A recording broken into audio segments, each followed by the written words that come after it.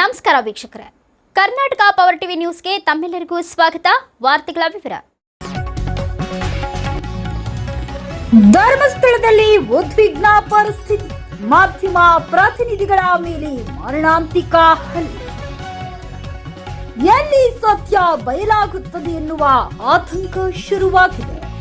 ಕರ್ನಾಟಕ ಸರ್ಕಾರವು ಮಾಧ್ಯಮ ಸಂಸ್ಥೆಗಳ ಮತ್ತು ಪತ್ರಕರ್ತರ ಪ್ರಜಾಪ್ರಭುತ್ವದ ಹಕ್ಕುಗಳ ಪರವಾಗಿ ನಿಲ್ಲುವುದರ ಜೊತೆಗೆ ವಿಶೇಷವಾಗಿ ಧರ್ಮಸ್ಥಳದ ಸುತ್ತಮುತ್ತಲಿನ ಆರೋಪಿತ ಅಪರಾಧಿಗಳನ್ನು ಬಯಲಿಗೆ ಎಳೆಯುವಲ್ಲಿ ಮುಂಚೂಣಿಯಲ್ಲಿರುವ ಡಿಜಿಟಲ್ ಮಾಧ್ಯಮಗಳನ್ನು ರಕ್ಷಿಸುವ ಹೊಣೆ ರಾಜ್ಯ ಸರ್ಕಾರದ್ದು. ಕರ್ನಾಟಕದ ಜನತೆ ಈ ಗುಂಡಾಗಿರಿಯನ್ನು ಖಂಡಿಸಿ ಅಭಿವೃದ್ಧಿ ಸ್ವಾತಂತ್ರ್ಯದ ಪರ ನಿಲ್ಲಬೇಕೆಂದು ಮನವಿ ಮಾಡುತ್ತೇವೆ.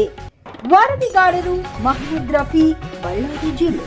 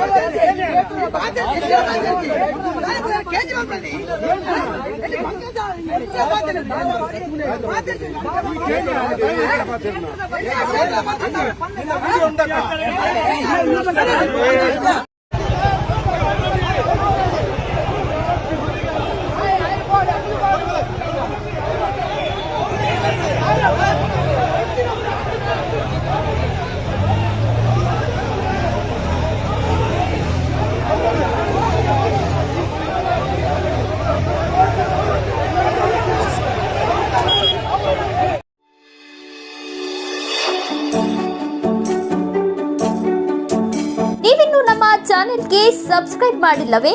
ಹಾಗಿದ್ರೆ ತಡಬೇಕೆ? ಹಿಂದೆ ಸಬ್ಸ್ಕ್ರೈಬ್ ಮಾಡಿ, ಬೆಲ್ ಐಕಾನ್ ಪ್ರೆಸ್ ಮಾಡಿ, ಶೇರ್ ಮಾಡಿ, ಕಮೆಂಟ್ ಮಾಡಿ.